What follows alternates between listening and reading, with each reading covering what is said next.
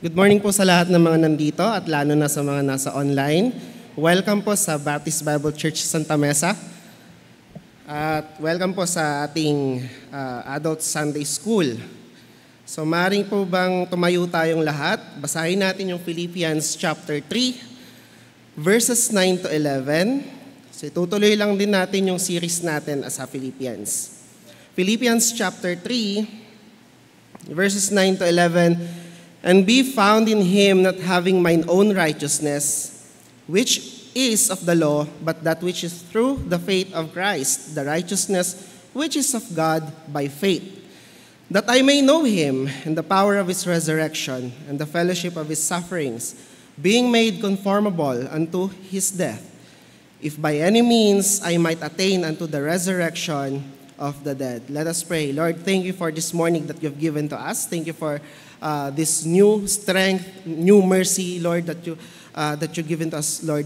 And I pray, Panginoon, sana po sa aming pag-aaral ng iyong salita, help us, guide us, and open our hearts and minds sa message na gusto niyo iparating sa amin, lalong-lalo na po, which is an important doctrine, itong pag-uusapan namin. Maraming salamat po sa pangalan ng anak na si Jesus. Amen. Please be seated.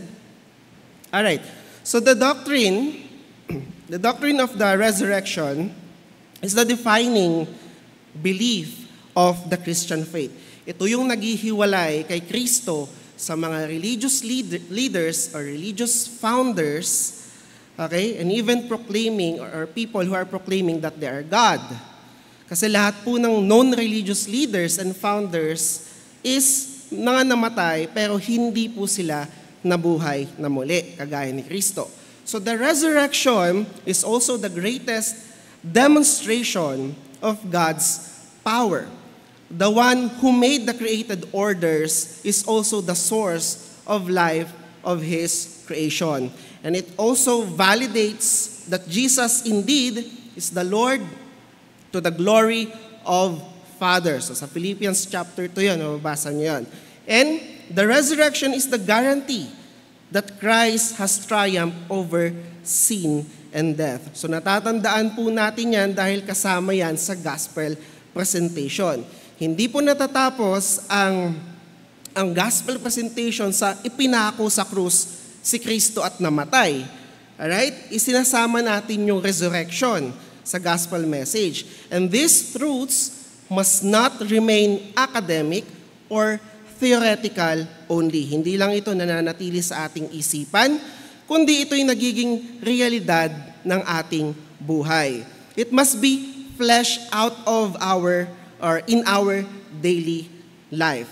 Paul, dun sa opening niya sa Philippians chapter 3, showed us the utter bankruptcy of man-made system para lang makakuha ng pabor sa Diyos. May part doon that there are some people imposing traditions. Alright? So the things that he previously trusted in as trophies of righteousness only serve to deepen his condemnation. Pinakita sa kanya ng Panginoon yung inaakala niya na inaakala niya na o iniisip niya na the greatest achievement niya, lahat pala yon is worthless or walang value eternally. So the time that he met Christ, he regarded those things as filthy garbage in view of the surpassing greatness of the Lord. Yung kanyang buhay, his whole life was now redirected to know Christ. Yun pala yung mas valuable na dapat niyang pinagtutuunan ng pansin. Walang iba edi si Kristo. Yun yung naging focus niya to know more about his Lord and Savior and the power of his resurrection. Paul was stating an awesome, marvelous truth. So he was saying that we are sinful, okay? Finite human beings can actually experience or maranasan natin yung isang buhay, okay? Yung sa ating buhay, yung the same divine power that raised up Jesus from the dead. Now, the question is, what does knowing the power of the resurrections mean? Anong ibig sabihin po nun? So binasa na natin yung Philippians 3, chapter 9 to 11. Sabi niya, "And be found in Him, not having mine own righteousness, which is of the law, but that which is through the faith of Christ, the righteousness which is God by faith. That I may know Him and that power of His resurrection, and the fellowship of His sufferings, being made conformable unto His death, if by any means I might attain unto the resurrection of the dead." So what does it mean? Number one, it means to trust Christ. It means to trust Christ. If Christ's death, burial, and resurrection is yung guarantee natin na tayo ay napatawad and full acceptance with the Father, then Jesus Christ is worthy of my complete trust. Trust is what makes faith real. So in other words, faith involves trusting in something you cannot explicitly prove. Sa usaping espiritual, ang pananampalataya at pagtitiwala ay hindi po napaghihiwalay yun. Okay? Lagi po yung magkasama. Hindi mo pwedeng sabihin na may pananampalataya ka sa Panginoon, pero puro doubts. Okay? Puro doubts yung sinasabi mo pag meron kang malaking problema. Iniiwan na ata ako ng Diyos. Sasabi mo, iniiwan na ata ako ng Panginoon. Hindi naman ata totoo yung pangako ng Panginoon sa Biblia. And it may sometimes be difficult to trust when you are suffering. Bakit ako pa, Lord? Diba? May mga ganun pa. I could go on, but the point is this: God's word is trustworthy. It is the confidence that God can and will do what He says in His word. So we believe something to be true, and we also place our trust in it. We rely on it. Dumidepende tayo na gagawin ng Panginoon yung mga promises niya. Yung faith recognizes that, yung isang analogy na laging ginagamit, na naniniwala ka na yung bangkong yan is kaya kang buhatin or kaya kang dalhin pag umupo ka. Alright? Pero hindi naman ako nagtitiwala, useless din. Alright? Naniniwala lang ako, pero hindi ko siya tinatry. So parang ganon, yung comparison or yung analogy ng faith and then yung trust. So faith without trust is not faith. Belief without reliance is empty. Saving faith is not only believing in the historical truths of the gospel, nor merely giving assent to it. It must include trusting in it. Many people believe certain facts about Jesus Christ. Alright? Dito sa Pilipinas, kilala si Jesus Christ. But knowing those facts to be true is not what the Bible means by faith. The biblical definition of faith requires trust, pagtitiwala. Ito yung commitment mo dun sa facts, kung sino si Jesus. Louis Berkhoff comments, and I quote, "This trust is the crowning element of saving faith. It is a personal trust in Christ as Savior and Lord, which includes a surrender of the soul as guilty and defiled to Christ, and a reliance on Him as the source of pardon and spiritual life." So in the last analysis, the object of saving faith is Jesus Christ and the promise of salvation in Him. Alright, so ano pa? So trusting Christ includes reliance in everything else. So because the resurrection of Christ resulted in our forgiveness and acceptance with the Father, tinanggap ng Panginoon yung sacrifice, yung payment sa ating kasalanan. It is a form of suicidal or spiritual suicide to reject it. Pag dinagdagan po natin ito ng mga tradisyon, human efforts, and religions or religious practices, thinking na yun ang makakapag-save sa'yo, is just another way of expressing unbelief sa Panginoon. Hindi ka naniniwala na sapat na si Jesus para ikaw ay tanggapin sa langit. Okay? Sapat na si Jesus bilang kabayaran ng ating kasalanan. isinalin sa Kanya yung kasalanan natin upang ipako sa cross ng Kalbaryo. Real faith in Christ means turning away from everything else and looking to Christ alone. Hebrews chapter 12 verse 1 and 2, wherefore seeing we also are compassed about with so great a cloud of witnesses, let us lay aside every weight and the sin which doth so easily beset us, and let us run with patience the race that is set before us. Wherefore, sabi niya, or therefore, may conclusion siya na sinasabi dito. So, konektado siya doon sa previous verses or sa previous chapter.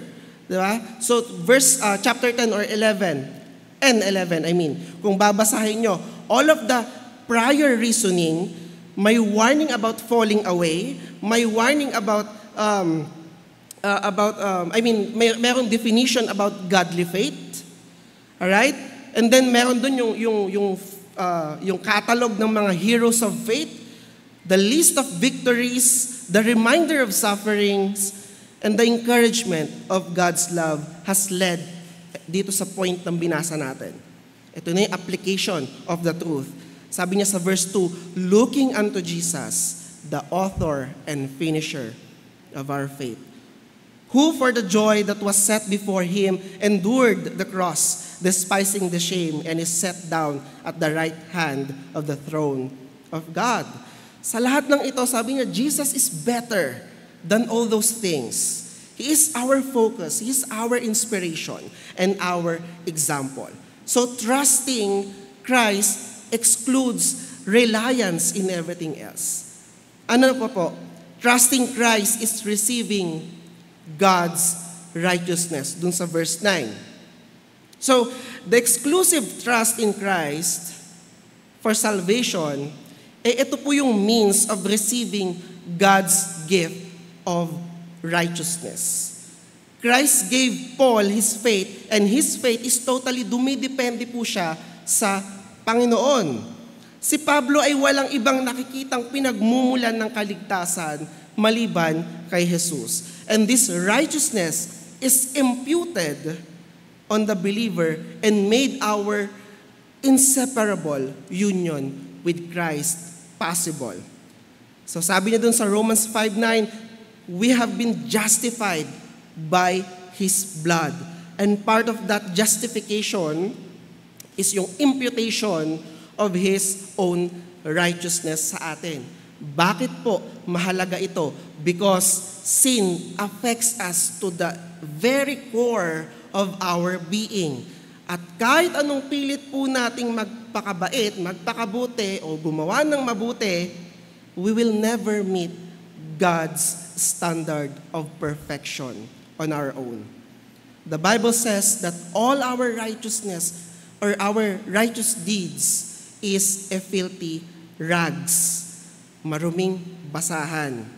Our own attempts at goodness are simply not good enough. Kaya kailangan po yung imputed righteousness ni Kristo, and for that, we look to Christ. Hindi yung sariling righteousness natin yung nakikita ng Panginoon, kundi yung righteousness na ni Jesus, yung nakikita niya sa atin, yung nakikita ng Panginoon sa atin. The giving of Christ's righteousness to sinners. And Paul puts it this way, for our sake, sabi niya sa 2 Corinthians, God made Jesus to be sin who knew no sin, so that in Him we might become the righteousness of God. 2 Corinthians 5 verse 21. So Jesus is righteous by virtue of His very nature. He is the Son of God. Nakikita tayo ng Diyos na walang kasalanan kasi bayad ka na. As Jesus, alright, is sinless. We are not righteous in ourselves. Rather, taglay natin yung katwiran ni Kristo. In-apply po sa atin yon. At dahil dito, tinanggap tayo ng Diyos Ama not by our own merits, but Christ's merits. So the law of Moses cannot do it. Alright? Yung circumcision laws nila cannot do it. Neither do our religious background. Ano ngayon, kung 6 years old ka pa lang, is nandito ka na sa church? Ano ngayon, kung memorize mo ang lahat ng Bible, or buong chapter o books ng Bible, pero hindi ka naman pala ligtas, and even your ethnic background, walang pakialam ang Panginoon kung Israelites ka. Pagdating sa kaligtasan, hindi po tinatanggap ng Panginoon yan para sa kabayaran ng ating kasalanan. That is why Paul was able to relish on that the fact that, and be found in Him, not having mine own righteousness, which is of the law, but which is through the faith of Christ, the righteousness which is of God by faith. What does knowing the power of the resurrections mean? Or resurrection means? Ano po yung una? It means to trust Christ. Pangalawa, it means to pursue our sanctification, or to pursue our sanctification. Philippians chapter 3, verse 11 to 13, if by any means I might attain unto the resurrection of the dead, not as though I had already attained, either were already perfect, but I follow after, if that I may apprehend that for which also I am apprehended of Christ Jesus. Brethren, I count not myself to have apprehended, but this one thing I do, forgetting those things which are behind, and reaching forth unto those things which are before. Sanctification is the process, all right? Sanctification is the process by which God makes you more like Jesus. That's what sanctification is. He sets you apart more and more from unholiness to holiness. It kills your pride and makes you humble. God is making you more like His Son, Jesus Christ. That's sanctification. You have part in it, but it is God who's ultimately doing it to you. And as He makes you more like Jesus, He is exercising Jesus' resurrection power and making you more like His Son. At ang isang aspeto po ng ating sanctification is drawing on the power of Christ's resurrection as our enablement for holy living. And by recognizing our identification in the death, burial, and resurrection of Christ, we embrace its implication sa ating buhay because we have been buried with Him. And this means that yung relationship natin sa kasalanan has been broken. Hindi na tayo kontrolado ng kasalanan. Hindi ka na nag-i-enjoy sa gawaing makamundo. Hindi ka na nag-i-enjoy sa ayaw ng Panginoon. Because we have been identified with Christ, His resurrection. Tayo ay new creature with new nature. And this is brought about by our new birth, yung pagiging born again natin. God causes life to come and you are born again, not physically, not yet, kasi hindi pa tayo patay, but spiritually. This new principle of life working in us enable us to say no.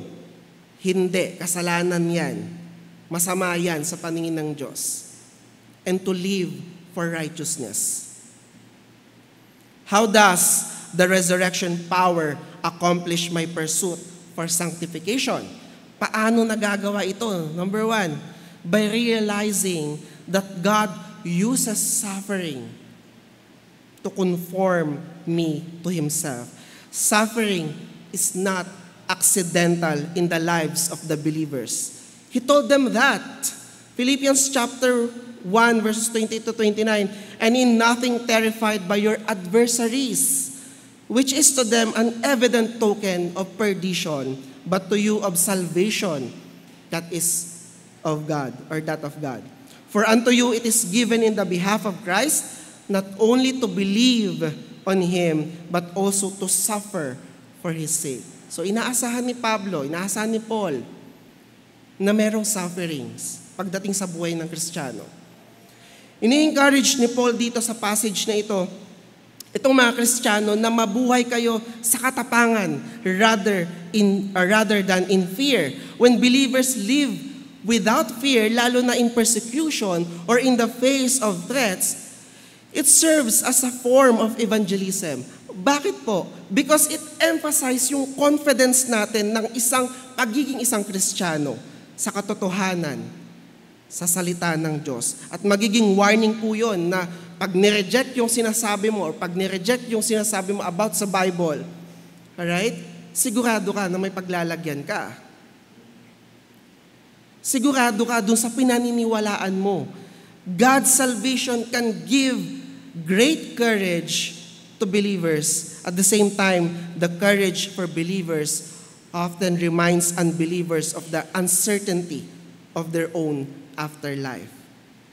Kaya nagtataka po yung mga nagpe-persecute sa mga Christian nung panahon ni Paul. Dumadami sila. Lagi silang pumapatay ng mga Kristiyano. Pero bakit dumadami sila? Kumakalat pa sila. Overall, ang pagiging Kristiyano po is expect natin that we should desire to live a godly life. Huwag po natin isipin na hindi tayo magsasuffer for Jesus' sake. If you're in Christ, you will suffer. Nakakatakot naman po palang maging Kristiyano kasi magsasuffer lang din pala ako. Therefore, we must not be surprised when we experience trials of all sorts coming our way. Ito yung isa sa paraan ng Diyos assuring us that we belong to Him.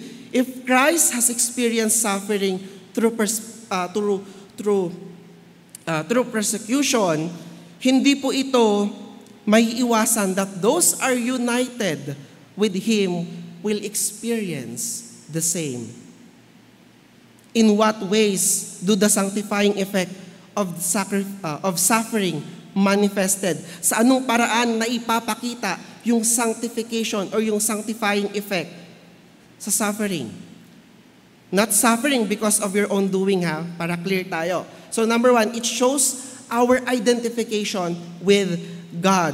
And many believers miss this trait, believing that the Christian faith provides freedom from hardships. Magiging malaya ka sa hirap ng buhay. At common, false teaching po yan. Lalo na po yung mga, tawag sa kanila, is pastor daw, o yung mga motivational speakers na gumagamit ng mga biblical terminologies na out of context din naman. For I know the plans to prosper you. Okay? Mga ganon.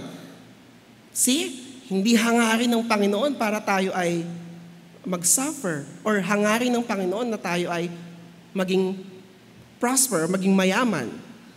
You do not have because you do not ask. Hindi ka humihingi sa Diyos kaya ka naghihirap. Alright? So hindi po yun ang context nun. So prosperity gospel po yung tawag doon. Kaya wag po nating hahayaan napasukin tayo ng mga ganong preachers. And please, immerse yourself in the Word of God. Essential yan po yan sa isang Kristiyano. Parte po yan ng buhay Kristiyano. Hindi lang Bible student ang nag-aaral ng salita ng Diyos, kundi lahat po ng naligtas kay Kristo.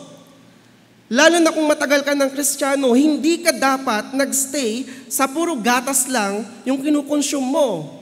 Okay? Hindi ka forever na baby sa spiritual. Okay? Dapat nagmamature ka spiritually. Hindi lang God loves you ang alam mo. Hindi, wag yan. Masyadong malalim yan. Sanctification, justification, power of suffering in Christ, power of resurrection. Naku, lalim yan. Actually, ito po yung lesson natin. Kaya naman pala hindi alam. Kasi laging nalilate sa Sunday school. Hindi umattend kung may opportunity sa Bible study. Hindi nakikinig sa preaching. Stick na lang tayo sa mga light topic lang. Hello? Ano ba yung goal natin? 'Di ba? Like Paul, to know more about Christ.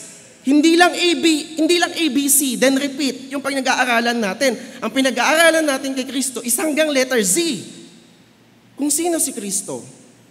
Kahit anong i-preach o ituros dito sa pulpit na ito, na galing sa Bible, kahit gaano pa yan kalalim, still, the Spirit of God will give enlightenment according to His will. According to His will, dun sa taong yon.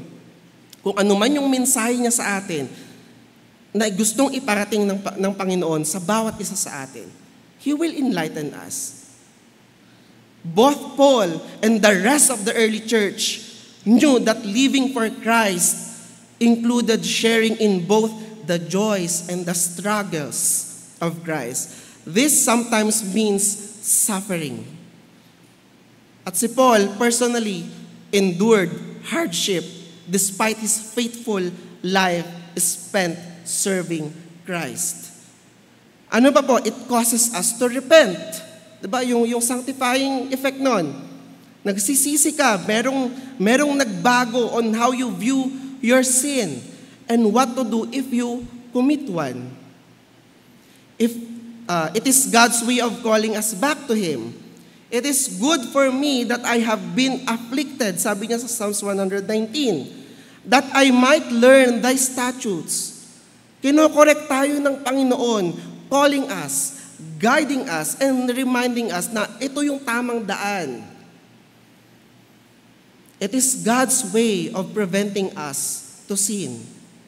Isa rin po yan na makikita natin yung sanctifying effect ng ating sufferings. Ano pa? It is God's way of shaping us to holiness. And the Bible says, the Lord corrects the people He loves and disciplines those He calls His own. He is correcting us to our own good because He wants us to be holy as He is. Ano pa po? It is God's means of giving us reward. Sino ba yung may ayaw ng reward? For all the things that we did for Christ's sake, if we endure, we will also reign with Him. If we die, we live with Him. Itong afflictions na ito, it makes us ready for an eternal glory that will make all our hardship seems like nothing. And how does the resurrection power accomplish my pursuit for sanctification? By recognizing my identification in Christ's death. So the phrase, being made conformable unto His death, speaks of our identification in His death. Romans chapter 6 verses 1 to 3 says, what shall we say then? Shall we continue in sin, that grace may abound? God forbid. How shall we that are dead to sin live any longer therein? Know ye not that so many of us as were baptized into Jesus Christ were baptized into His death?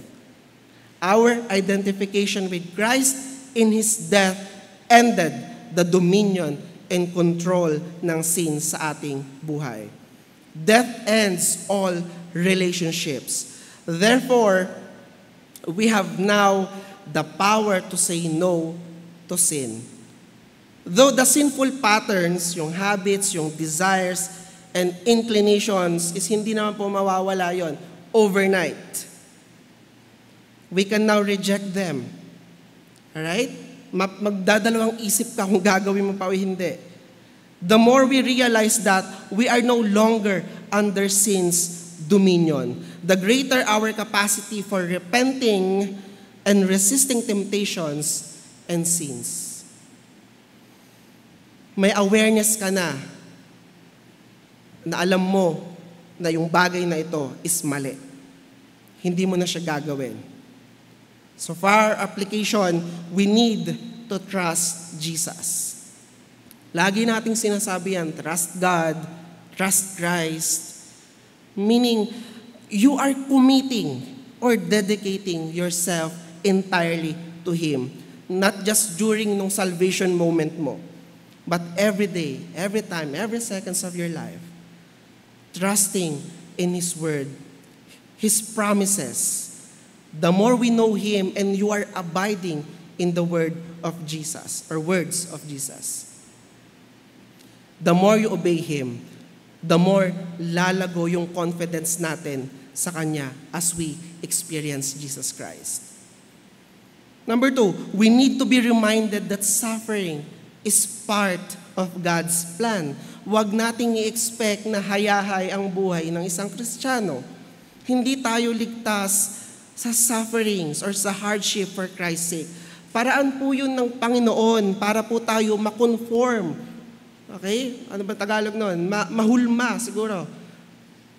Okay? Mahulma into Christ-likeness sa ating buhay. Huwag po tayong matakot na, ay baka iba siya kung may dala akong Bible. Alright? Or pag nag-witness ka, baka ma-reject ka. Nakakahiya. Please be reminded and be reminded at ma-encourage sana tayo na ang nire-reject nila ay ang Panginoong Hesus, hindi naman ikaw. Naghahatid ka lang ng magandang balita na sinabi sa'yo ng Panginoon. Alright? So what does knowing the power of the resurrection means? It means to trust Christ. Trusting Christ excludes reliance in everything else. Trusting Christ is receiving God's righteousness. And number 2, it means to pursue my sanctification by realizing that God uses suffering to conform me to Himself and by recognizing my identification to Christ's death. So next week po yung part 2 ng ating lesson. Alright, so let us pray. Lord, thank you for this lesson, for this message, Panginoon, na binigay niyo sa amin. Lord, thank you for the sanctification, for the justification na we know that we do not deserve, lalo na po yung salvation, but you've given to us, Panginoon. And help us, Lord, to become more mature araw-araw, Panginoon, by your grace, by your love, by your mercy, Panginoon, bilang isang Kristiyano. And someday, we will be more like your Son, Jesus Christ. Maraming salamat po muli, and I pray na naway gabayan niyo po kami, samahan niyo po kami sa buong program ng church ngayong araw na ito, Panginoon. At kayo po nawa ang maitaas namin sa buong service. Maraming salamat po sa pangalan ng iyong anak na si Jesus. Amen.